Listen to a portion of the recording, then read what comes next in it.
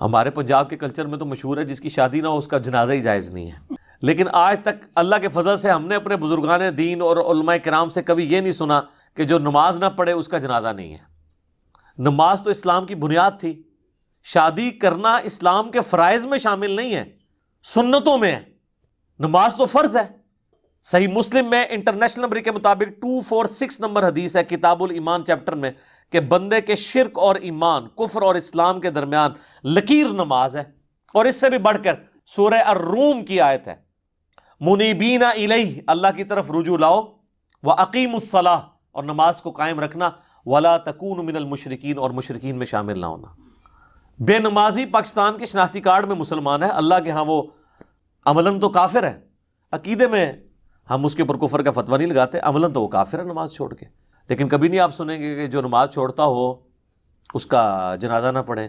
جو نبی علیہ السلام کی سنت واجبہ دائمہ متواتر مسلسل یعنی داڑھی یہ نہ رکھے تو اس کا جنازہ نہیں جائز، یہ کبھی نہیں آپ سنیں گے۔ شادی کے حوالے سے میرے خیال ہے کوئی بوڑھے ماں باپ ہوں گے جن کے بچے شادی کے لیے آمادہ نہیں ہوتے ہوں گے، تو انہوں نے ایک روایت گھاڑ لی ہوگی لوگوں کو خوش کرنے کے لیے، کس طریقے سے اپنے بچوں کو آمادہ کیا جائے کہ وہ شادی کر لیں۔ بلکہ ہمارے تو معاشرے میں عجیب معاملہ ہے، جب کوئی کسی کا بچہ کوئی کام نہ کر رہا ہونا تو کہتے ہیں نہیں بیاہ کرا دو جی، آپ ٹھیک ہو جائے گا، ٹھیک ہوئے گا، کھیت ہے مٹی ٹھیک ہوئے گا، تہاڈا بھی بیڑا غرق کرے گا، تو جنہوں لے آئے گا وہ بھی بیڑا غرق کرے گا اور اس کے خاندان کا بھی بیڑا غرق کرے گا۔ یہ کوئی ایٹیچیوڈ نہیں ہے اس طریقے سے کہ آپ کسی کی بچی کو لا کے تو وہ جہنم میں جھونک دے دنیا کے اندر ہی، یہ بالکل غلط ایٹیچیوڈ ہے۔ ایک اور حدیث ہے بہت سینسٹیو، بخاری اور مسلم دونوں میں ہے، یہ مجرد زندگی کے خلاف۔ نبی علیہ السلام کی غیر موجودگی میں 3 اصحاب تھے، وہ امہات المومنین کو پردے میں ملے اور پوچھا کہ رسول اللہ کے جو معاملات ہیں وہ کیا ہیں۔ تو بیویوں نے یعنی بتایا کہ رسول اللہ تو ایک نارمل زندگی گزارتے ہیں، آپ علیہ السلام نفلی روزے رکھتے بھی ہیں، چھوڑ بھی دیتے ہیں، رات کو سوتے بھی ہیں اور عبادت بھی کرتے ہیں، باقی شادیاں تو آپ نے کی ہوئی ہیں۔ تو وہ اصحاب آپس میں گفتگو کرنے لگ پڑے کہ رسول اللہ تو بخشے بخشائے ہیں، سورہ فتح کی آیت ہے کہ اللہ نے اگلی پچھلی ساری اجتہادی خطائیں معاف فرما دی ہوئی ہیں۔ ایک نے کہا کہ میں روزانہ روزہ رکھوں گا، دوسرے نے کہا کہ میں روزانہ پوری رات کا قیام کروں گا اور کبھی نہیں سوؤں گا، تیسرے نے کہا کہ میں شادی نہیں کروں گا، کیا جھنجھٹ پالوں، بس اللہ اللہ کروں۔ یہ بات کہہ کے وہاں سے چلے گئے۔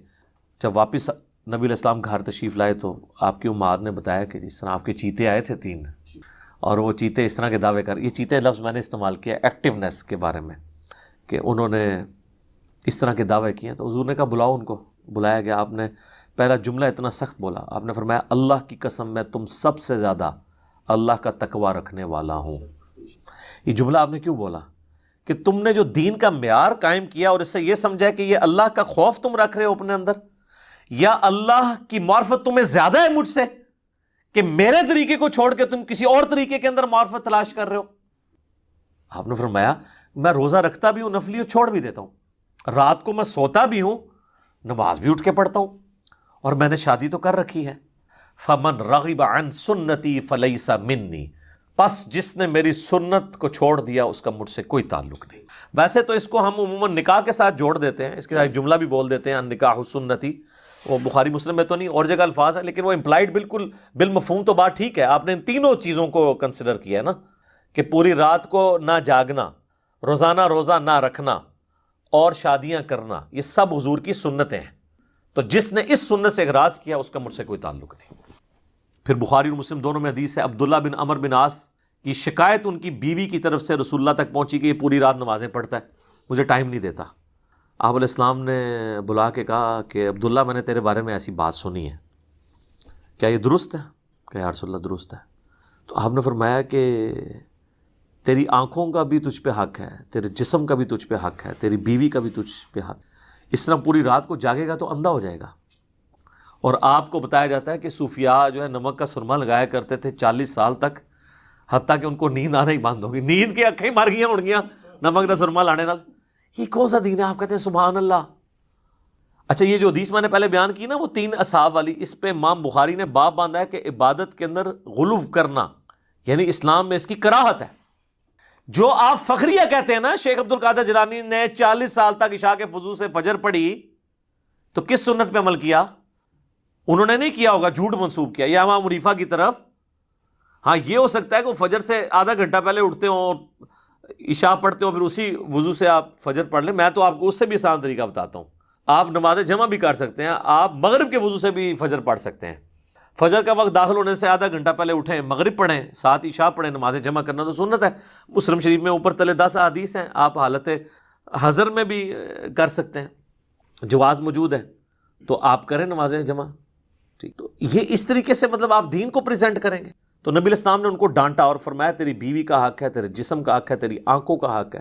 آپ فرمایا یہ روزانہ روزہ نہ رکھ، تو نے اگر بہت روزے رکھنے ہیں نا تو داودی روزے رکھ لے، ایک دن روزہ رکھ، ایک دن چھوڑ دے۔ اور پھر آپ نے یہ بھی فرمایا کہ روزانہ روزہ رکھنے والا اس طرح ہے گویا اس نے روزہ رکھا ہی نہیں، زیرو سے ملٹیپلائی، کیونکہ رسول اللہ کا طریقے سے ہٹ گئے نا، نبی علیہ السلام کے طریقے سے آپ ہٹیں، عمل زیادہ بھی ہوگا، زیرو سے ملٹیپلائی ہو جائے گا۔ عمل کی قبولیت کے لیے پہلی شرط ہے عقیدے کا درست ہونا، دوسری شرط ہے رسول اللہ کے طریقے پہ ہونا، اور تیسری شرط ہے اخلاص ہونا۔ جب تک یہ 3 فنکشنز اپلائی نہیں ہوں گے کسی کے عمل کے اوپر، اس کا عمل قابل قبول نہیں ہے۔ عقیدہ درست نہیں ہے، عمل زیرو سے ملٹیپلائی۔ عقیدہ درست تھا، جو عمل کیا وہ رسول اللہ کی سنت سے ہٹ کے ہے، اللہ نے اب عقیدہ نہیں آپ کا دیکھنا، عمل میرے نبی کے طریقے سے ہٹ کے ہے، زیرو سے ملٹیپلائی۔ عمل بھی رسول اللہ کے طریقے پہ تھا، عقیدہ بھی درست تھا، لیکن کیا غیر اللہ کے لیے، ریاکاری کے لیے، اخلاص نہیں تھا، زیرو سے ملٹیپلائی۔ جناب اللہ بڑا ڈاڈا ہے، ہاں اللہ تعالیٰ بہت غیرت مند ہے، زیرو سے ملٹیپلائی کر دیتا ہے چیزوں کو۔ تو یہاں پہ بھی آپ دیکھیں کہ عبداللہ بن عمر بن عاص کو نبی علیہ السلام نے اس کے اوپر ڈانٹا کہ اس طرح کی زندگی تم نے نہیں گزارنی، بلکہ شادی شدہ زندگی کو اسلام میں پریفر کیا گیا ہے، اور اس کے ذریعے ہی آپ عفت اور عصمت کی اپنی حفاظت کر سکتے ہیں۔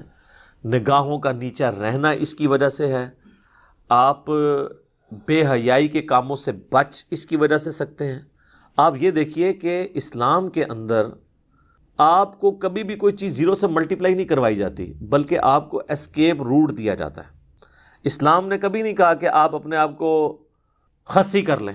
بخاری مسلم میں حدیث ہے کہ یہ صاحب نے حضور سے اجازت مانگی کہ ہم اپنے آپ کو ٹرانسجینڈر بنا لیتے ہیں، کہ ہم شادی نہیں کریں گے، خصی ہو جائیں۔ آپ نے منع فرما دیا، فرمایا اسلام تو اس کی اجازت نہیں دیتا۔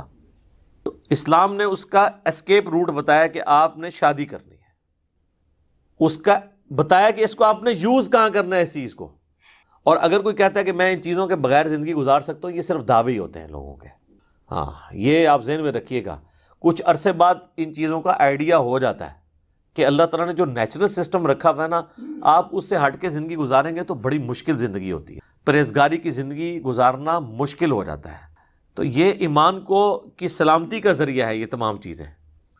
اور پھر جو اللہ نے میاں بیوی کے رشتے میں محبت رکھی ہے، جو اللہ نے اس رشتے کے اندر سکون رکھا ہے، اور جو یہ کمپلیمنٹری رشتہ ہے، اولاد کی جو اللہ نے نعمت رکھی ہے اس کے بعد، اور ایک زندگی کا ایک مقصد ہو جاتا ہے۔ یقین کریں جب تک ہماری شادی نہیں ہوئی تھی نا، مجھے صحیح طرح یاد ہے، ہمیں کو پوچھتا تھا نا کہ شادی ہوئی کہ نہیں، تو ہم فخر سے بتاتے تھے کہ نہیں ہوئی ہوئی، یعنی اس کو اپنا عیب نہیں شمار کرتے تھے، بلکہ فخر سے بتاتے تھے کہ یار سکون کی زندگی ہے، ہم تو مرضی کی زندگی گزارتے ہیں، کسی کے محتاج نہیں ہے۔ لیکن شادی کے بعد، اور یہ پوری ابھی آلموسٹ 15 سال سے تو زیادہ زندگی شادی شدہ میری گزر چکی ہے، مجھے یہ چیز آئیڈیا ہوا ہے کہ کتنے بیوقوف تھے ہم لوگ، کیونکہ ہمیں پتہ نہیں تھا کہ زندگی تو شروع ہی شادی کے بعد ہوتی ہے۔ اس سے پہلے تو آپ کا سارا وہ ایک بچپنا اور لڑکپن، اور ایک ایسی پتنگ ہے جو کٹ چکی ہے ڈور سے، پتہ نہیں کہاں جا کے اس نے اترنا ہے، یا ایسا بوئنگ جہاز ہے کہ جس کو پتہ نہیں اس نے لینڈ کہاں کرنا ہے۔ زندگی کا مقصد نہیں ہے نا۔ لیکن شادی کے بعد جو کنوارے ہیں انہوں نے ناراض نہیں ہونا، یہ ایک ریالٹی ہے، اس کو ایکسیپٹ کریں، ٹھیک ہے۔ اچھا، اور سب سے بڑی ریالٹی یہ ہے کہ یار میرے نبی کا طریقہ ہے صلی اللہ علیہ وسلم، یہ کوئی ایسی بات نہیں ہے کہ جس کو ہم کرتے ہوئے شرمائیں۔ سب سے بہترین طریقہ تو وہ ہے نا، خیر الہدی ہدی محمد صلی اللہ علیہ وآلہ وسلم۔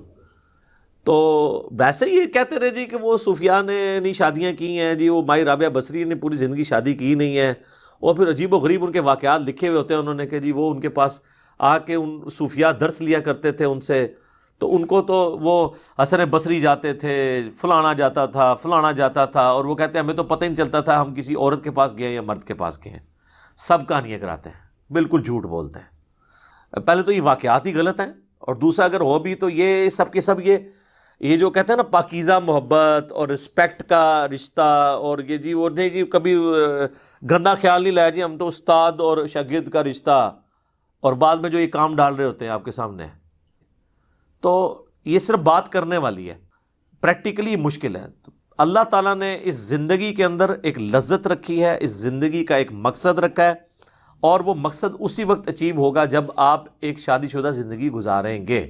سبحانک اللہم و بحمدک، اشہد ان لا الہ الا انت، استغفرک و اتوب الیک۔